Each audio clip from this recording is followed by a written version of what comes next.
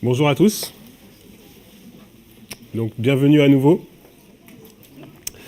J'espère que vous avez passé une bonne nuit de sommeil et que vous êtes frais et dispo pour qu'on puisse continuer l'étude que nous avons commencée hier. Donc, c'est la deuxième partie de l'étude que nous avons fait hier, donc sur la méthodologie. Si on peut faire un petit résumé de ce que nous avons vu hier. Donc l'idée c'était vraiment de voir comment on peut trouver des trésors dans la parole de Dieu, comment on peut glaner des informations qui ne sont pas forcément visibles à première vue. Et ce qu'on a vu, c'est que pour cela, qu'est-ce qu'il faut faire ?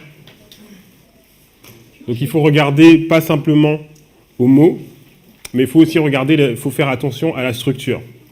Donc regarder la structure du texte et essayer donc d'identifier selon ce qu'on voit, donc un chiasme, un miroir, des répétitions, élargissements, alpha, oméga, première mention. Donc en fait, toutes ces règles, vous devez être capable, lorsque vous voyez un verset, d'essayer en tout cas de les identifier. Alors on m'a posé des questions par rapport à ce que j'ai présenté hier, notamment sur la partie de l'ivraie et du bon grain. Alors on n'aura pas le temps de revenir dessus à cause du temps.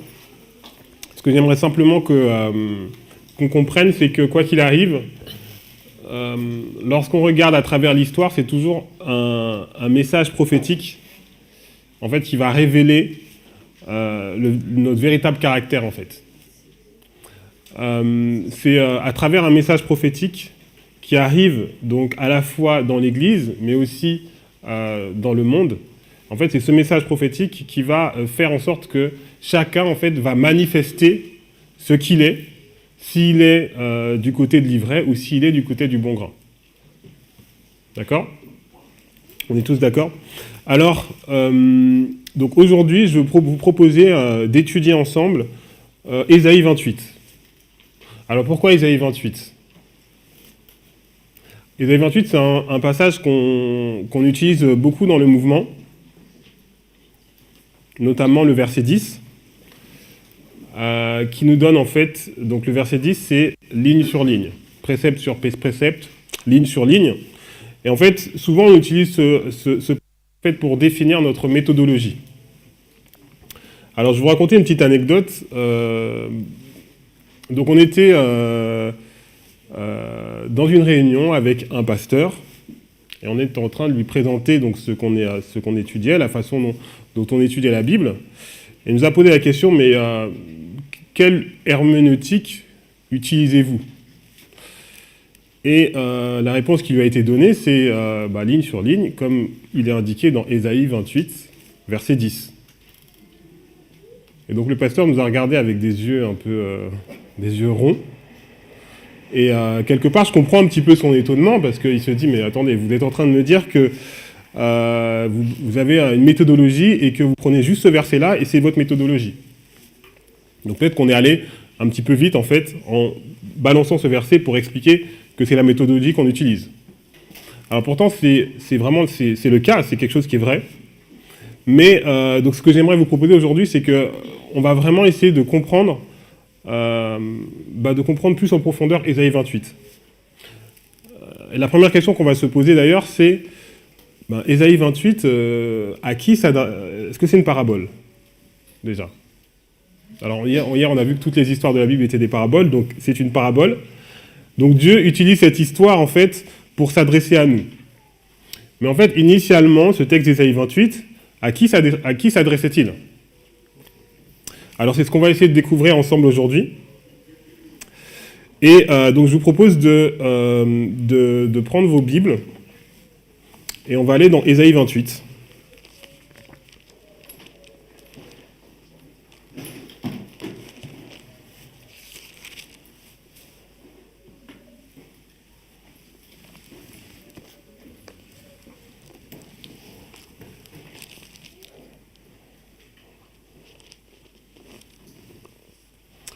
Alors on va lire le premier verset. Ésaïe, on va lire les 4 premiers versets d'ailleurs. Et je vais vous demander de vraiment faire attention à ce verset et surtout à la structure. Malheur à la couronne superbe désivrante d'Éphraïm, à la fleur fanée qui fait l'éclat de sa parure, sur la cime de la fertile vallée de ceux qui s'enivrent. Alors déjà, je vais m'arrêter là. Alors à qui s'adresse Ésaïe? Donc il s'adresse à Éphraïm. Alors dans le passage, il va s'adresser à Éphraïm, mais il va s'adresser aussi à un autre groupe de personnes. Donc ceux qui connaissent un petit peu le chapitre, est-ce que vous savez? Non? Donc si on prend le verset 14, donc est-ce que tout le monde sait qui est Éphraïm? Oui. Donc Éphraïm, c'est Israël du nord, c'est la partie du nord. Donc on sait que voilà, les 10 tribus, donc on sait que dans l'histoire d'Israël, donc on a eu les 3 premiers rois, et après, le royaume s'est séparé en 2.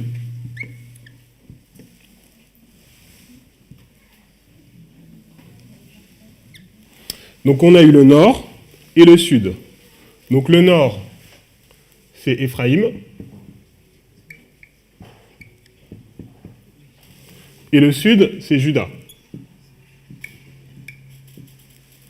D'accord ? Et on sait que le royaume d'Éphraïm, donc il est arrivé à la fin, donc sous le roi Osée, et c'était c'était 723, 721, je ne me souviens plus. Et c'est Osée. Donc sous le roi Osée. Et le royaume de Juda donc, est arrivé à sa fin, un petit peu plus tard, sous le roi Sédécias, et c'était en 586. D'accord. Très bien. Donc on a la fin du royaume d'Israël du Nord qui est à cette date-là. Et alors, on peut dire la fin, mais ils vont aller en captivité et après ils vont être restaurés. D'accord ? Donc ça, c'est vraiment l'histoire d'Israël. Et donc Ésaïe, donc premièrement, il s'adresse à Éphraïm. Donc Ésaïe, il a eu son ministère, donc on va dire que Ésaïe se situe ici.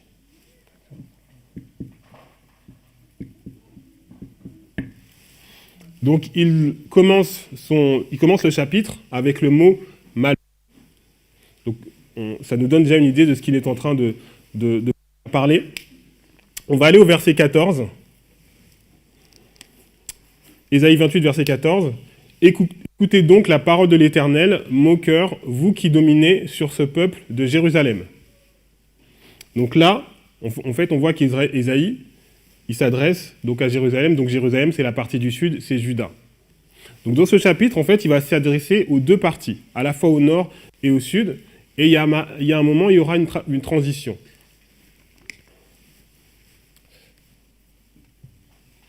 Alors, est-ce que vous savez à partir de quel moment se situe la transition ?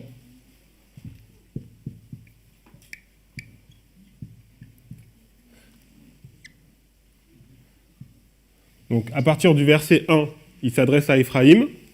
On voit qu'au verset 14, il dit, donc, il s'adresse à Juda. Et il dit, écoutez donc. Donc, ça veut dire qu'il s'adressait déjà à Juda. Et donc, il y a une transition. Et en fait, la transition, elle est au verset 7.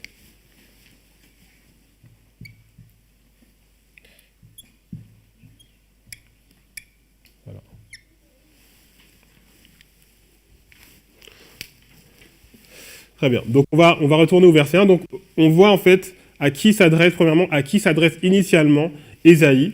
Donc, il s'adresse au royaume d'Éphraïm, il s'adresse au royaume de Juda, et on connaît l'histoire, on sait ce qui arrive, et donc on comprend un petit peu ce qu'il va essayer de leur dire.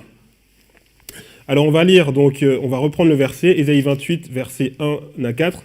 Donc, j'ai lu le verset 1, verset 2. Voici venir de la part du Seigneur un homme fort et puissant, comme un orage de grêle, un ouragan destructeur, comme une tempête qui précipite des torrents d'eau. Il l'a fait tomber avec violence.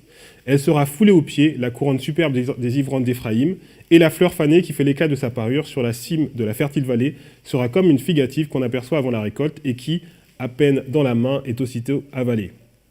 Voilà, donc on a lu les 4 premiers versets. Dans ces 4 premiers versets, Alors je ne sais pas si vous êtes familier avec ces versets-là. Il y a beaucoup de symboles. D'accord ? Et qu'est-ce qu'on a vu hier ?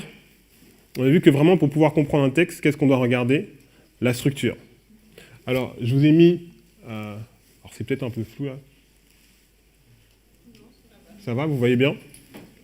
Donc, je vous ai mis les versets et je vous ai mis des couleurs pour que vous puissiez essayer d'identifier la structure. Alors, par rapport à ce qu'on a dit hier, quelle structure vous voyez dans ce verset ?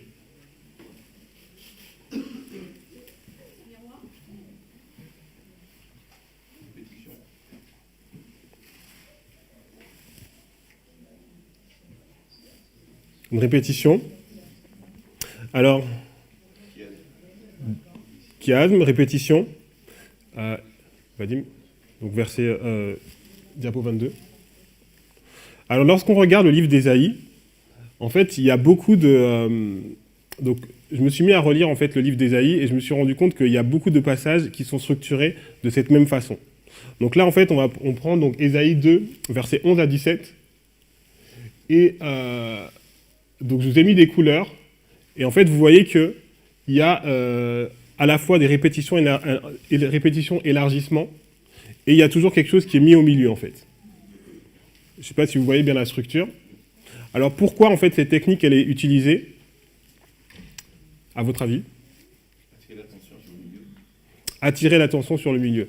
Alors, lorsque, aujourd'hui, on veut, sur un texte, on veut attirer l'attention, on veut focaliser les regards sur quelque chose, ce qu'on fait en général, c'est qu'on met en gras ou on souligne.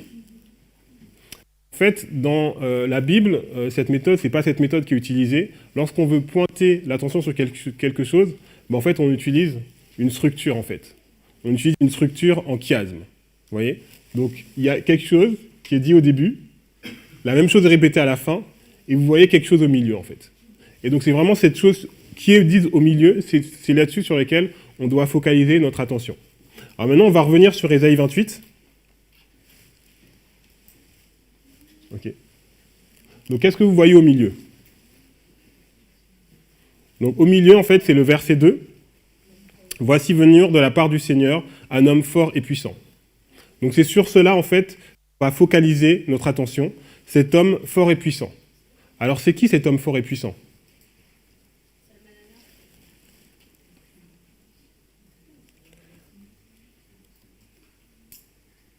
Alors, on va aller dans Ésaïe, chapitre 8, au verset 7. Ésaïe, chapitre 8, au verset 7. Diapo 24. Et donc là, on nous parle, donc toujours du même contexte. « Voici le Seigneur va faire monter contre eux les puissantes et grandes eaux du fleuve, entre parenthèses, le roi d'Assyrie et toute sa gloire. Il s'élèvera partout au-dessus de son lit, il se répandra sur toutes ses rives. » Donc ici, on nous parle de...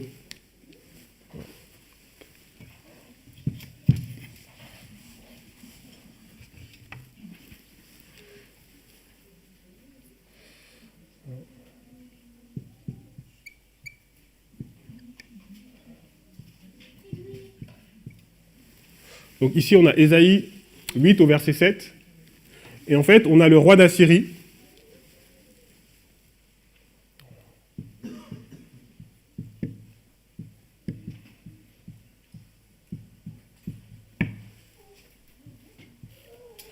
Et en fait, à quoi il est comparé, ce roi d'Assyrie ? Il est comparé à un fleuve.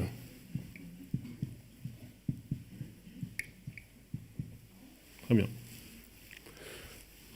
On va revenir donc dans Ésaïe 28, diapo suivante. À quoi est comparé donc cet homme fort et puissant ? Et donc moi, ce que je dis, c'est que c'est exactement le même homme. Donc c'est le roi d'Assyrie. Il est comparé à quoi ? Il est comparé à une tempête.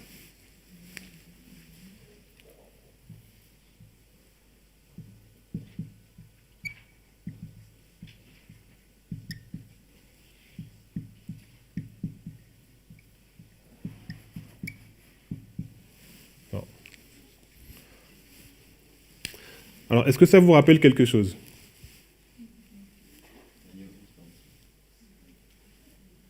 Daniel 11. Donc effectivement, Daniel 11.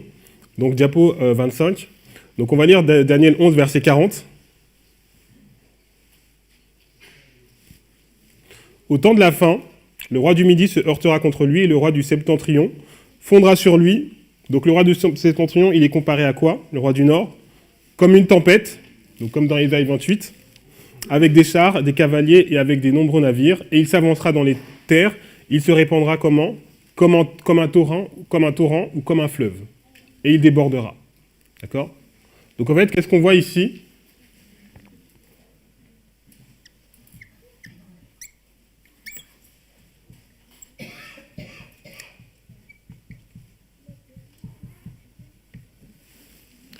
Donc on voit ici que, en fait, ces deux symboles du Nord, donc le fleuve et la tempête, en fait, nous pointent vers Daniel 11, verset 40. Donc maintenant, si on prend Ésaïe, donc Ésaïe 28, donc Ésaïe, il est ici, et en fait, il voit un malheur qui est en train d'arriver. Il est en train de voir un malheur, et ce malheur, c'est quoi? Donc c'est un torrent qui déborde, qui va provoquer des dégâts, et c'est une tempête qui provoque des dégâts aussi. Donc en fait, il est ici, en fait. Et il voit ce malheur qui est arrivé. Et il utilise exactement les mêmes symboles que l'on voit dans Daniel 11, verset 40. Donc ça nous permet de faire l'application. Donc Ésaïe, en fait, il est en train de prophétiser pour notre époque, en fait.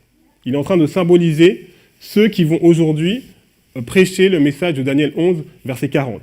Puisque ceux qui prêchent le message de Daniel 11, verset 40, ils comprennent qu'il y a quelque chose qui arrive, qu'il y a un roi du Nord qui arrive, et que ce roi du Nord, il arrive comment? Il arrive comme une tempête, il arrive comme un torrent.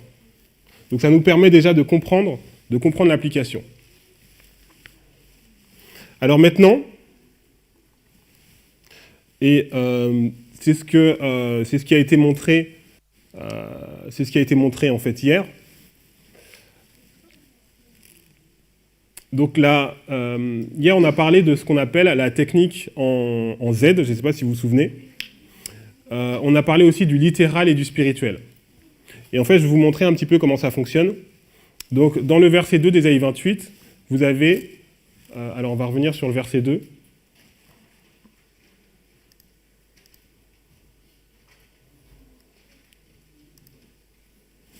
Diapo 23. Je vais mettre ici.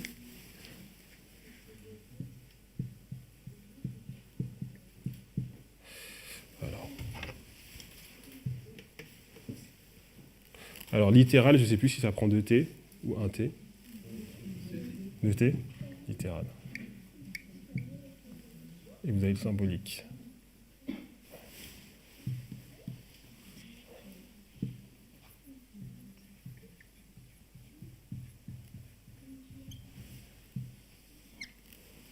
Donc ce qu'on a vu hier, c'est que on avait premièrement le littéral et deuxièmement le symbolique. Et que le littéral nous pointait vers le symbolique ou le spirituel. Donc ici, le littéral, comme il a été expliqué hier, c'est des choses de la vie courante, des choses que l'on connaît.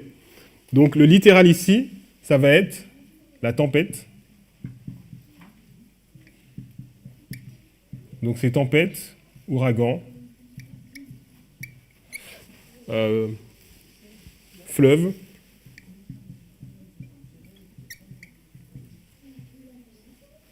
et ça nous pointe vers le roi d'Assyrie qui est un homme.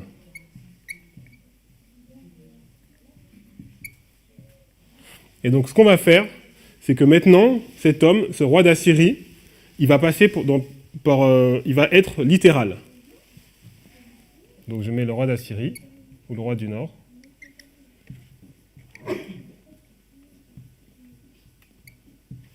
Et donc du coup, qu'est-ce qu'il va faire? C'est qu'il va pointer vers quelque chose de spirituel. Hop, hop. D'accord? Donc est-ce que vous voyez bien la technique qui a été utilisée? Donc on prend quelque chose qui est littéral, qui va nous pointer vers le symbolique, et cette chose symbolique va devenir littérale pour nous pointer encore sur quelque chose de spirituel. Et donc c'est la technique qui a été utilisée. C'est comme ça qu'on peut voir en fait que donc Ésaïe 28, en réalité c'est une parabole, et c'est une parabole qui explique qu'un homme, donc un Ésaïe, un prophète, est en train de prêcher un message d'avertissement par rapport à un roi du Nord qui arrive. Alors on va revenir sur Ésaïe 28.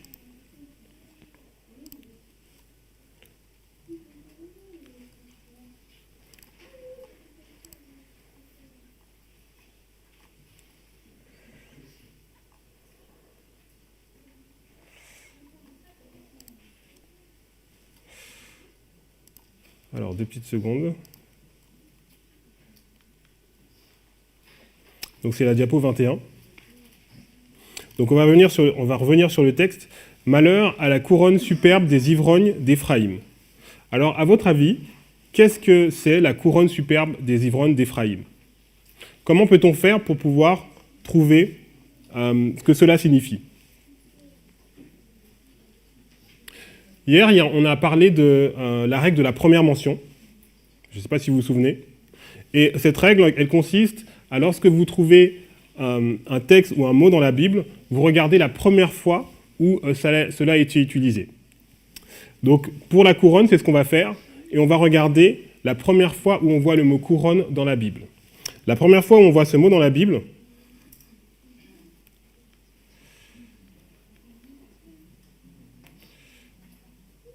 c'est dans 2 Samuel 12, verset 30.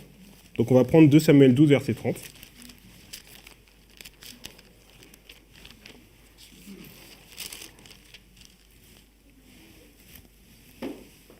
Diapo 29.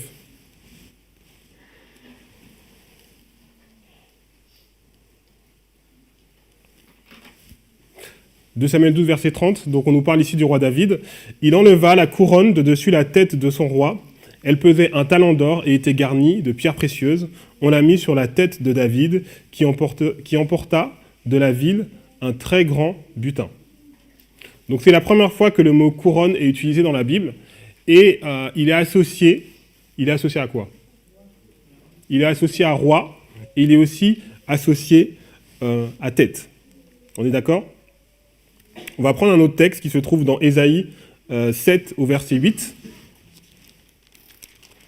C'est un texte qui doit être familier pour certains d'entre nous.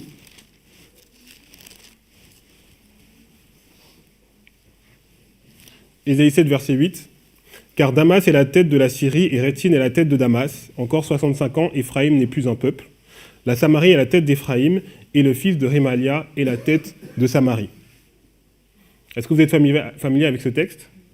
Oui, certains. Donc lorsque vous regardez déjà, avec les couleurs, vous pouvez voir une structure. Qu'est-ce que vous voyez comme structure?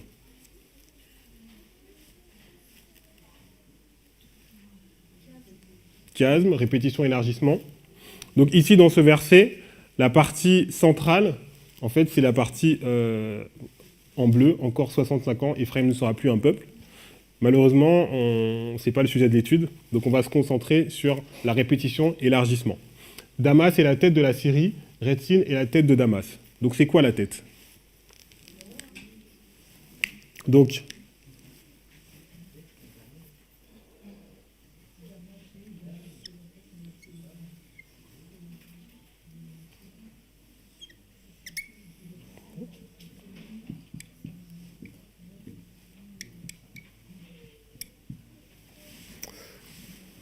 Damas est la tête de la Syrie.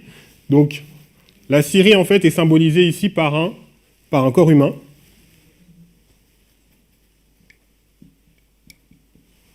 Et donc Damas, c'est la capitale, et donc la capitale, c'est la tête.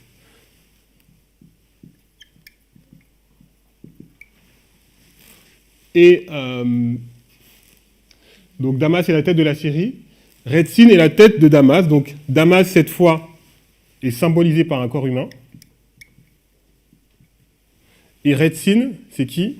C'est le roi, en fait.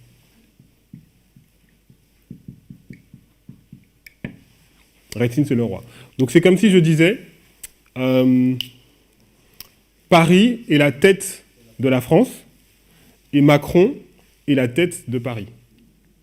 Ou Washington est la tête des États-Unis, et Trump est la tête de Washington.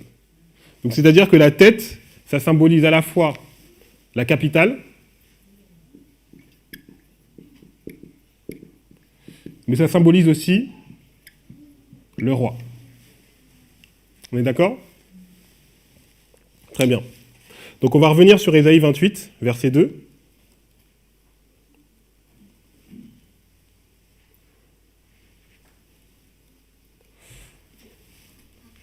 Donc Ésaïe 28, verset 1 et verset 4. Donc malheur à la couronne superbe des ivrognes d'Éphraïm. Donc on a vu que la couronne, c'était associé à la tête, c'était associé au roi. Donc cette couronne, en fait, cette couronne des ivrognes d'Éphraïm, en fait, ça représente à la fois Samarie, la capitale, mais ça symbolise également le roi. Et ce qui va se passer, alors j'ai plus en tête le verset, il me semble que c'est dans 2 Rois 17.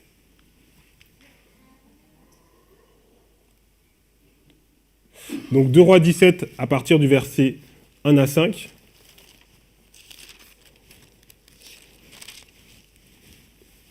Diapo 31.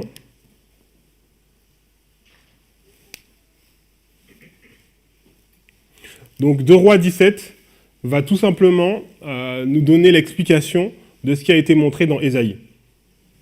Donc la 12e année d'Akaz, roi de Juda, Osée, fils d'Éla, régna sur Israël à Samarie. Donc Osée, c'est lui ici, donc c'est le dernier roi d'Israël, c'est le dernier roi d'Éphraïm. Il régna 9 ans, il fit ce qui est mal aux yeux de l'Éternel. Salmanasar, roi d'Assyrie, monta contre lui. Donc Salmanasar, c'est qui? En fait, c'est ce fameux roi du Nord qui était décrit comme un ouragan, comme un fleuve, comme une tempête. Donc c'est lui qui va monter contre lui, et Osée lui fut assujetti et lui paya un tribut. Le roi d'Assyrie le fit enfermer et enchaîner dans une prison. Et le roi d'Assyrie, qu'est-ce qu'il va faire? Donc premièrement, il va s'attaquer. Donc il s'attaque à la tête. Donc premièrement, il va s'attaquer au roi. Et après, il va s'attaquer à qui? À la capitale. Verset 5. Et le roi d'Assyrie parcourut tout le pays et monta contre Samarie, qu'il assiégea pendant 3 ans.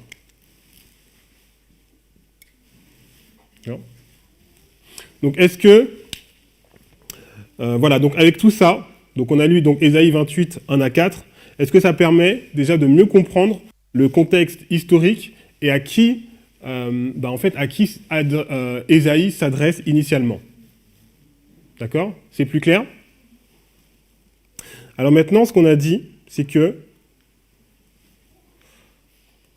on a dit que Ésaïe 28, c'est une parabole. Oui? Donc si Ésaïe 28, c'est une parabole,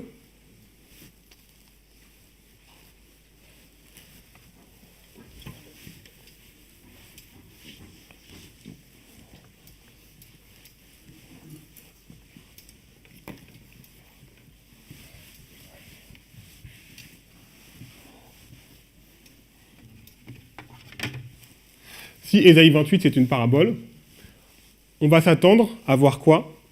Comparaison et contraste. Alors qu'est-ce qu'on voit dans ces versets? Donc dans ces 4 premiers versets, donc premièrement, le premier mot qui est utilisé, c'est malheur. Malheur, on parle de quoi? On parle également de couronne. On parle également d'ivrogne.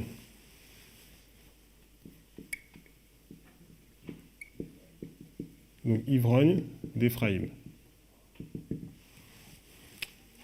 Des ivrognes, on nous parle de vin. Et on nous parle d'une destruction.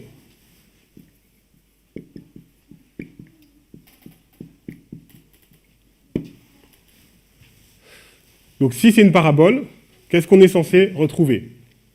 Alors si on lit le verset 5, donc on va lire le verset 5.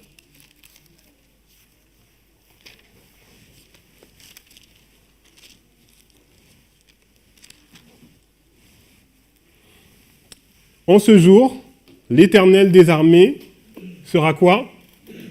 Sera une couronne. Sera une couronne éclatante et une parure magnifique pour qui? Pour le reste de son peuple. Donc déjà, ce qu'on peut voir, c'est qu'on a également une couronne.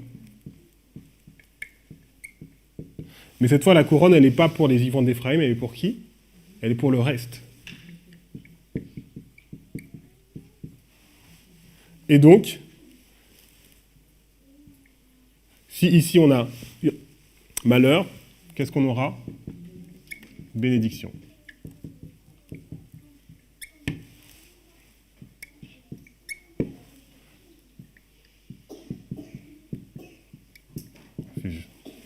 Non.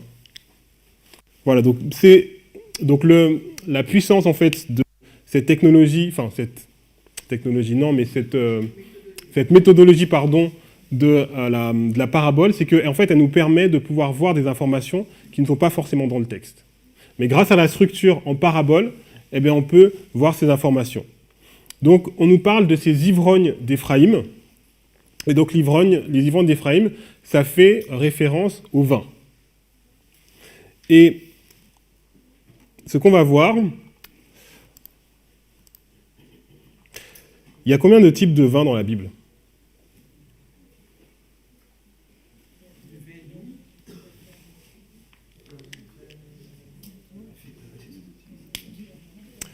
Alors on va voir ça ensemble. Donc dans le naturel, combien de types de vins? Alors on va prendre Matthieu 9, versets 16 à 17.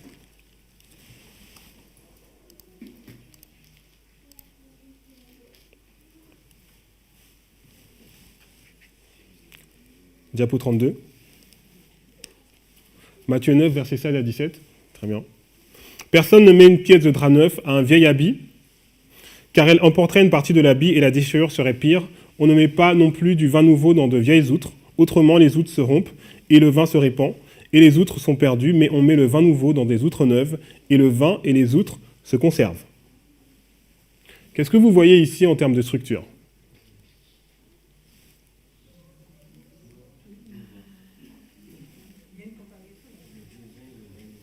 Donc, j'ai entendu le terme comparaison.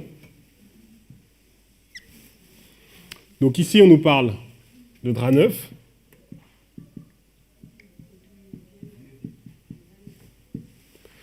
Et on nous parle de vieil habit.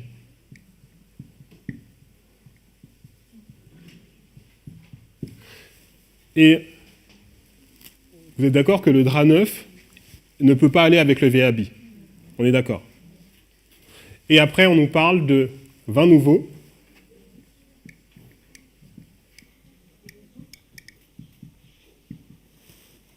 Qui ne peut pas aller dans des vieilles outres.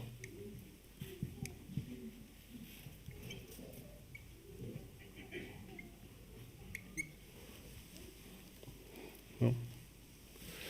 Et on nous parle, et c'est tout. Ah oui, et on nous dit aussi outre neuve.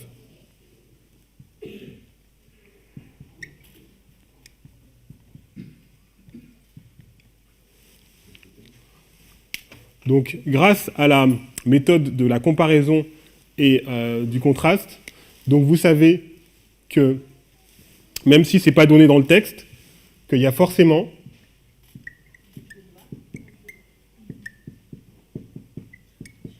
et qu'il y a aussi un habit neuf.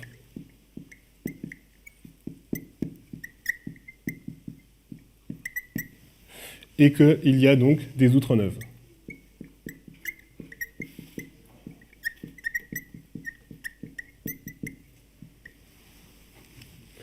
Et donc ça, c'est vraiment... Donc même si ces informations ne sont pas dans le texte, c'est comme ce qu'on a vu hier, c'est le principe de la balance. Et pour qu'il y ait un équilibre, ça veut dire qu'il y a forcément, même si ces informations ne sont pas indiquées, ces informations sont là. On va prendre un autre texte qui se trouve dans Proverbe 31, versets 4 et 5.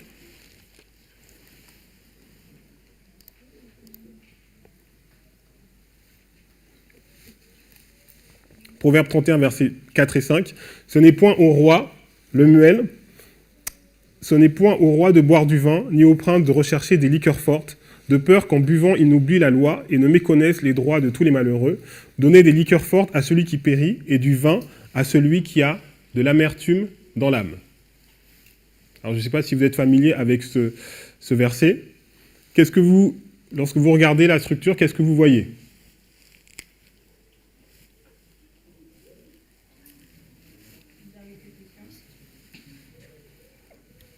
Répétition? Tout le monde est d'accord? Moi, je vois pas trop une répétition. Moi, je vois plutôt un chiasme. Donc, on a vin, on a liqueur forte. Hop. Et après, on a liqueur forte. Et on a vin. D'accord? Dans le... Alors là, on s'est juste concentré sur le verset 4 et 5. Est-ce que vous voyez bien le chiasme? Oui? Donc dans la première partie, qu'est-ce qu'on nous dit? Qu'il ne faut pas en donner.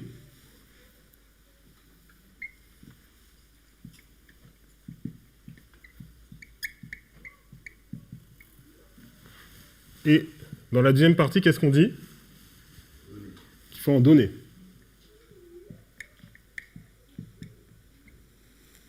Donc la structure vous montre que ce n'est pas le même type de vin. Et pour confirmer cela, on va prendre Jérémie 23, verset 9, qui est sur la slide d'après.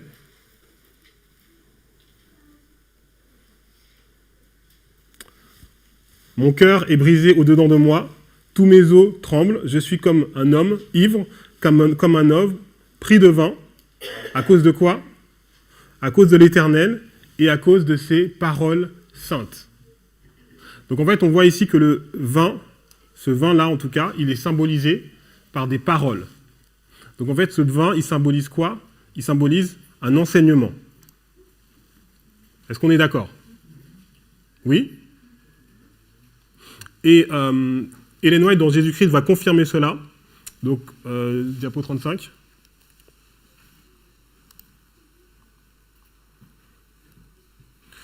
Bien que comparé à un vin nouveau, l'enseignement de Christ n'était pas une doctrine nouvelle. Vous avez vu? Bien que comparé à un vin nouveau, l'enseignement de Christ. Donc le vin, en fait, ici, symbolise l'enseignement. Alors maintenant, donc on revient dans Ésaïe 28. Peut-être que vous voyez mieux quel est le problème, en fait. Parce que dans Ésaïe 28, on se trouve face à un problème. Le problème, c'est que Ésaïe il a un message à donner, et ce message, c'est quoi? C'est qu'il y a une tempête qui arrive. Mais le peuple, il est dans quel état? Il est dans l'ivrognerie. Il est ivre. Et en fait, il est ivre parce que donc, ce vin symbolise l'enseignement, et il est ivre parce qu'il a un faux enseignement. Et ce faux enseignement l'empêche, en fait, de réaliser ce qui se passe. Donc, quelle va être la solution? Donc si les dirigeants du peuple, le peuple est ivre d'un faux enseignement et que ces faux enseignements leur permet donc de ne pas voir le danger qui approche, qu'est-ce que Dieu va devoir faire? Il va susciter d'autres enseignants et il va leur donner un autre enseignement qui va leur permettre du coup de voir le danger qui arrive et de pouvoir se préparer. Comparaison, contraste. Et donc, c'est ce qu'on va voir dans les versets suivants. Donc là, vous avez vu, on a pris Ésaïe 28. Ce qu'on a fait, c'est qu'on a pris Ésaïe 28, on est allé dans le contexte historique, et on a fait vraiment une étude verset par verset. Alors maintenant, on va arriver au verset 7. Diapo 36.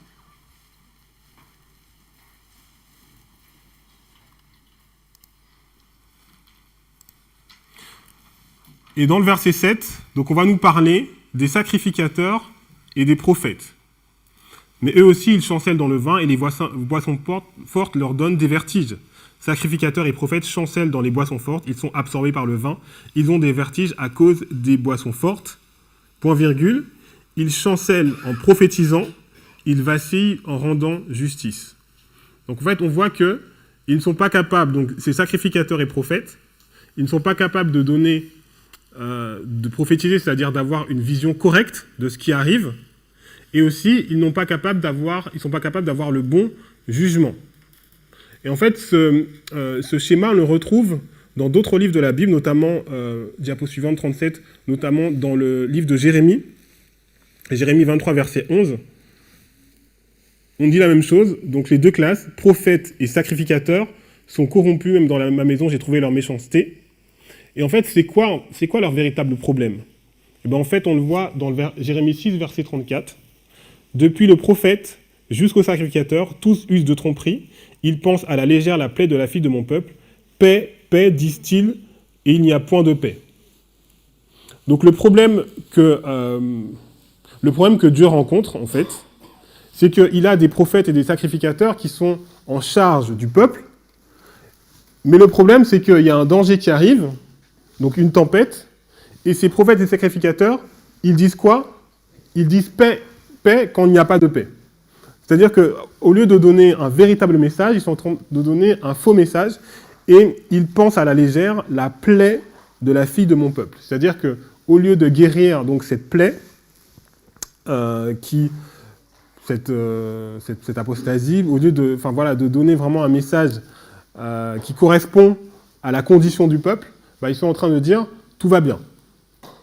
Donc c'est ça le problème dans lequel on se retrouve dans Ésaïe 28. On va aller dans la diapo suivante, Jérémie 23, 16 à 17.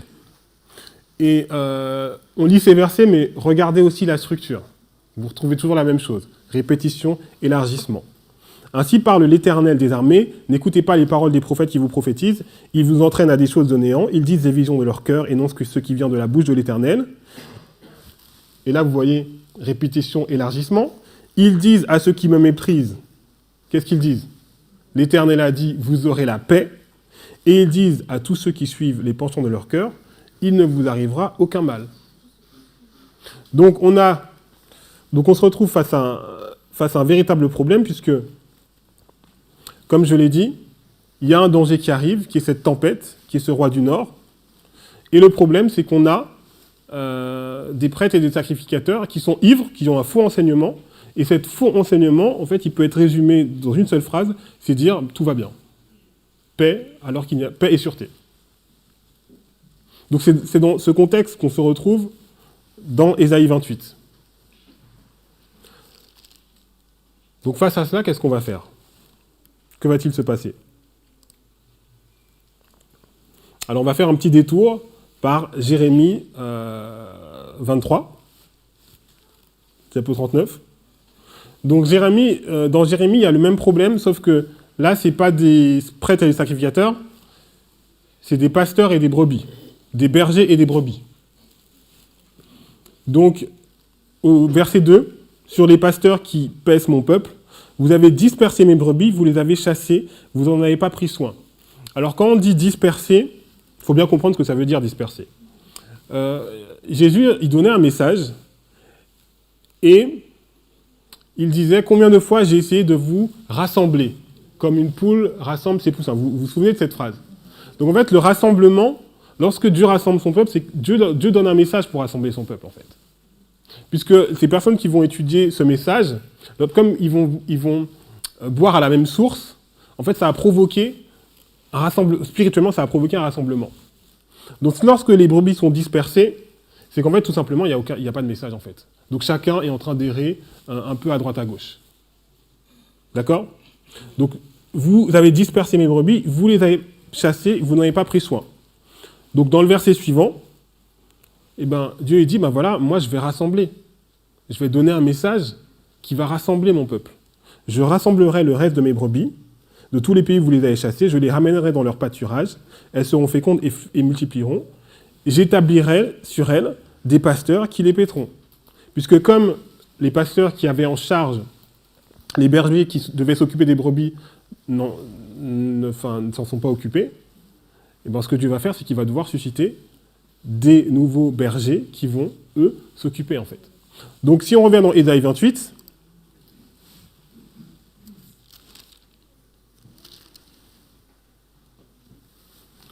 et si on utilise la méthode de comparaison et de contraste,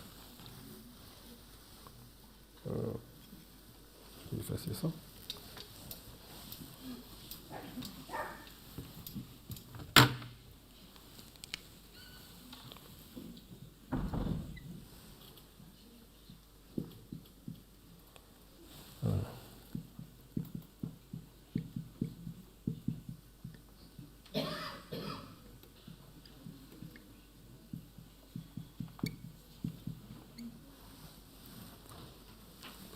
Donc, on a ici des sacrificateurs et des prophètes qui ont pas de vision, puisqu'ils chancellent en prophétisant, et qui n'ont pas aussi le jugement.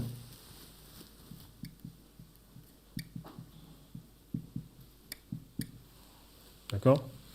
Donc, selon la méthode comparaison et contraste, qu'est-ce qu'à votre avis on va retrouver ici ? Alors, on va continuer.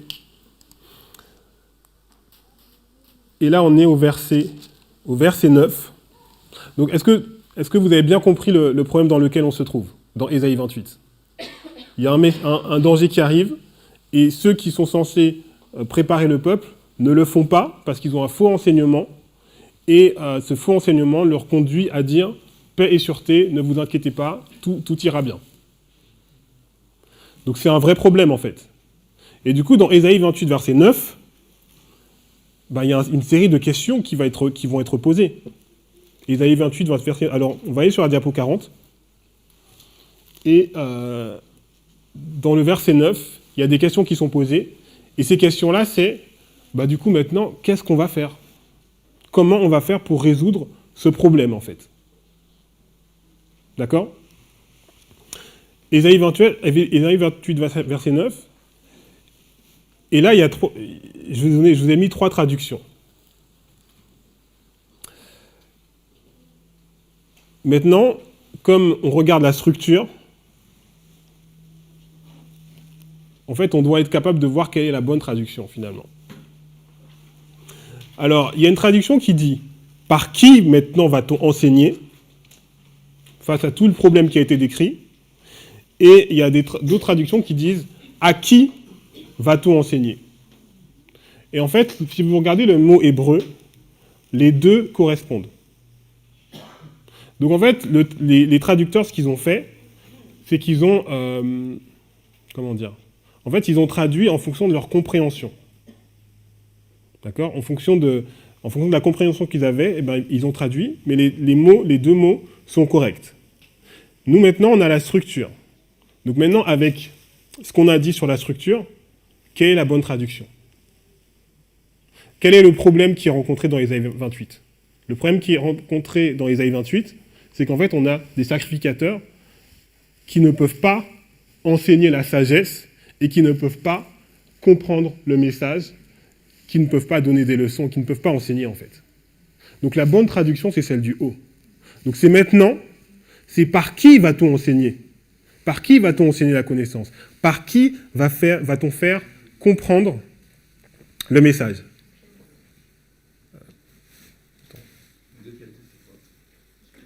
Donc c'est la Young Literal Transcription.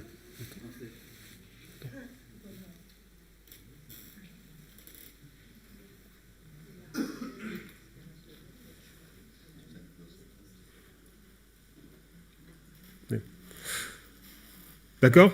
Donc ce qu'on voit maintenant, c'est que grâce à la compréhension de la structure, en fait, on a beaucoup plus de finesse dans la compréhension des choses. Et on peut même voir parce que finalement, dans ces traductions, il y a une traduction qui dit « à qui », et il y a une traduction, donc « à qui va-t-on enseigner », et une autre traduction qui dit « par qui ».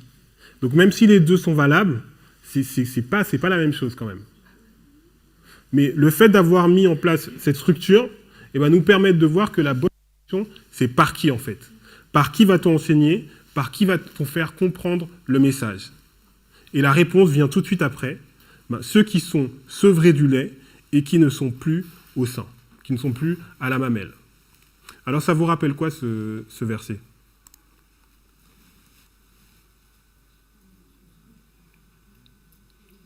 Il y a dans le Nouveau Testament, Hébreux 5, très bien. Quel verset ? Verset 12, à partir du verset 12. Donc on va aller sur la diapo 41.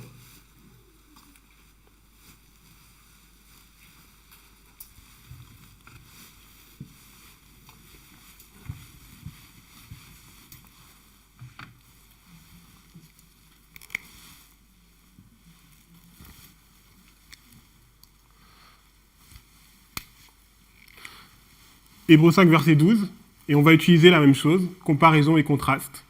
vous, en effet, qui depuis longtemps devriez être des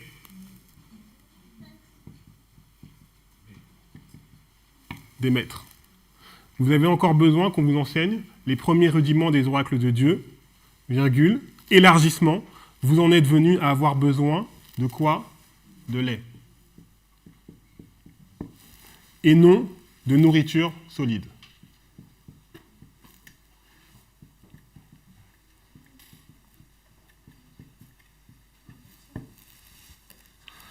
Or, quiconque en est au lait n'a pas l'expérience de la parole de justice, car il est quoi?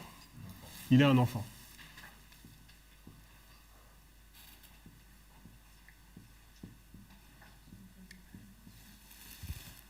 Mais la nourriture solide est pour les hommes faits,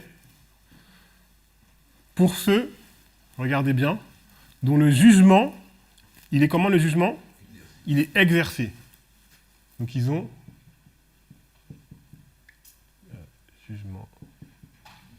jugement exercé par l'usage à faire quoi?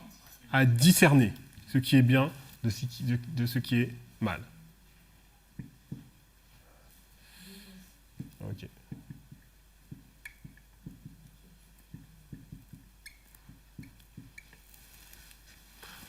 Donc, si on fait comparaison et contraste, donc ça nous montre que ceux qui sont au lait, ben, ils n'ont pas le jugement, mais ils n'ont pas non plus le discernement.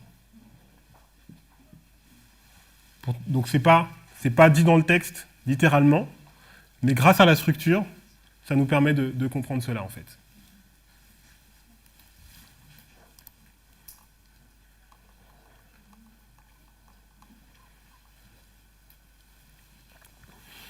Donc le problème qui a été posé, par qui va-t-on enseigner?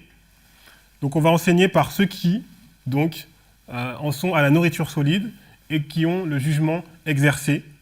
Et donc c'est là maintenant qu'on arrive au verset 9. Donc on va lire Ésaïe 28, le verset 10. Donc c'est là qu'on arrive dans le verset 10. Car c'est précepte sur précepte, ligne sur ligne, un peu ici, un peu là. D'accord? Et donc, on va lire la diapo 42.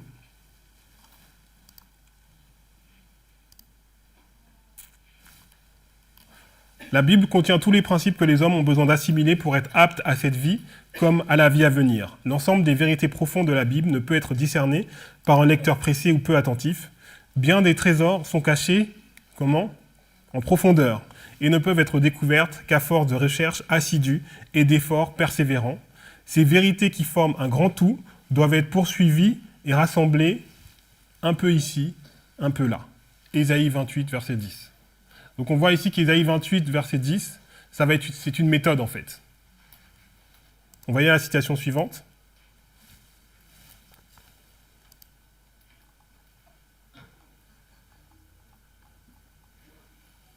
Il ne faut pas se contenter de prêcher, on n'a même pas besoin d'autant de sermons.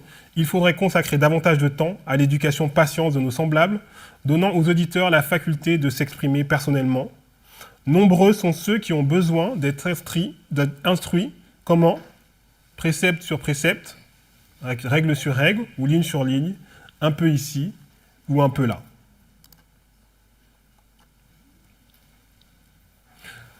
Donc, est-ce que vous arrivez maintenant à comprendre comment on en arrive à voir la signification finalement, la signification réelle de ce passage en fait?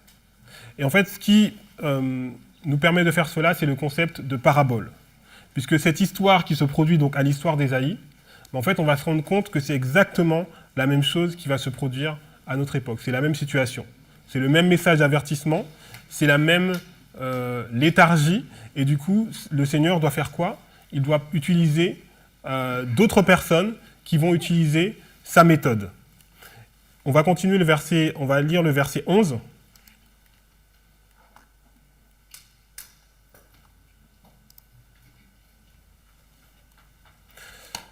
Diapo 44.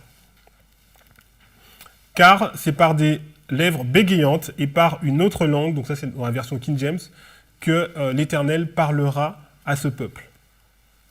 Et si on prend le contexte historique, et on lit le verset d'en dessous, Deutéronome 28, verset 49, « L'Éternel fera partir de loin des extrémités de la terre une nation qui fondra sur toi d'un vol d'aigle, une nation dont tu n'entendras point la langue, une nation au visage farouche, qui n'aura ni respect pour le vieillard, ni pitié pour l'enfant. » Donc, dans le contexte historique, donc ces lèvres balbutiantes, cet autre langage, ben en fait, ça va être... Alors, si on prend donc l'histoire de Christ, ça va être les Romains qui vont venir détruire le peuple. Et si on prend cette histoire-là, c'est les Assyriens. C'est un peuple qui va venir avec une autre langue dont tu ne comprendras pas le langage. Parce que tu n'as pas voulu comprendre le message lorsqu'il a été donné avec la manière douce, donc tu vas l'entendre avec la manière forte. Avec ce peuple qui va venir te parler, qui va venir te conquérir, et avec une autre langue. Maintenant, si on fait l'application pour nous, donc à notre époque, diapo suivante, 45.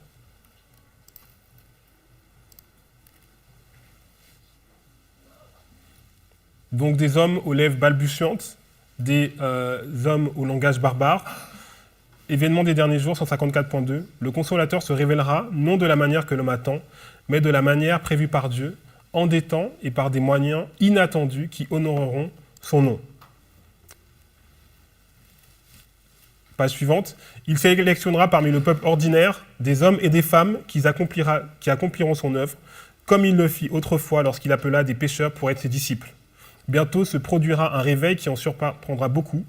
Ceux qui ne comprendront pas la nécessité de ce qui est à faire seront dépassés et les messagers célestes travailleront avec ceux que l'on considère comme des gens ordinaires et qui les rendront capables de porter la vérité en maint endroit. Donc ici, dans l'application, ces hommes aux lèvres balbutiantes et au langage barbare, c'est ceux qui vont porter ce message, mais qui ne sont pas des gens qui sont forcément instruits, qui ont fait forcément les écoles de théologie habituelles, mais ce sont vraiment des hommes qui seront inspirés par le Saint-Esprit. Et c'est ces hommes-là que Dieu va choisir pour porter son message. Voilà. Donc on arrive à la fin de l'étude, déjà. Alors, on va faire un résumé rapide. Donc j'espère que ça a été vraiment clair pour chacun. Donc ce que nous avons essayé de faire, c'est de pouvoir comprendre la méthodologie de l'enseignement en parabole. Et ce qu'on a vu, c'est que il y a beaucoup d'informations qui ne sont pas accessibles lorsqu'on regarde uniquement les mots et qu'on doit regarder la structure. Donc lorsqu'on regarde des versets, ce qu'il faut regarder, c'est regarder s'il y a des répétitions élargissements, des chiasmes, et c'est comme ça qu'on pourra trouver les informations qui sont manquantes. Et ça nous permet de ne pas faire d'erreurs, et ça nous permet aussi également d'avoir une compréhension plus fine, et de lorsque même il y a des erreurs de traduction, eh bien de pouvoir les apercevoir. Donc on a pris des exemples, on a pris l'exemple de Daniel 2, et on a vu, grâce à la comparaison et contraste, avec aussi le modèle donc, du monde et de l'Église, donc l'ivraie le bon grain. Donc ça nous a permis de comprendre véritablement en fait, ce que la Bible enseigne et d'utiliser la règle numéro 5 qui dit que la Bible est son propre interprète. Puis ce qu'on a fait en deuxième partie, c'est qu'on a regardé plus précisément donc cette méthodologie qu'on emploie, qui est la méthodologie ligne sur ligne, qui est basée sur Ésaïe 28. Mais ce qu'on a voulu faire, c'est premièrement regarder comment était le contexte historique, à qui donc Ésaïe s'adressait initialement. Et on a vu que Ésaïe 28, c'est en fait une parabole qui a des similarités avec ce que nous vivons maintenant, avec le dernier message, qui est Daniel 11, 40 à 45. Voilà. Donc j'espère que ça a été suffisamment clair pour que je n'ai pas été trop vite. J'espère surtout que en fait, cette méthodologie donc, qui arrive maintenant vous permettra de regarder les textes différemment, et les textes que vous connaissez déjà, hein, que vous avez lus, que vous aimez, et que vous pourrez vraiment trouver beaucoup d'informations et beaucoup de richesses dans tous les textes que vous allez prendre. Voilà. Donc on va en terminer par la prière. Éternel, nous voulons te remercier car tu dis dans ta parole que tu as caché donc tes choses aux orgueilleux, mais que tu les révèles aux simples. Et Seigneur, nous voyons vraiment l'application dans cet enseignement en parabole. Seigneur, nous te remercions de ce que tu nous donnes le privilège, Seigneur, de pouvoir comprendre ta parole. Seigneur, je te prie pour que chacun d'entre nous ici puisse étudier ces choses pour lui-même et que chacun puisse repartir de là en ayant une meilleure compréhension de ta parole et surtout en ayant vraiment une volonté de pouvoir approfondir ta parole avec les outils que tu nous as donnés. Garde-nous, Seigneur, en ce jour, alors qu'il y a encore d'autres présentations qui vont suivre. Permets-nous d'être attentifs, que nous puissions avoir les esprits vraiment ouverts et surtout réceptifs à la parole que tu nous donnes. Au nom de Jésus, Amen.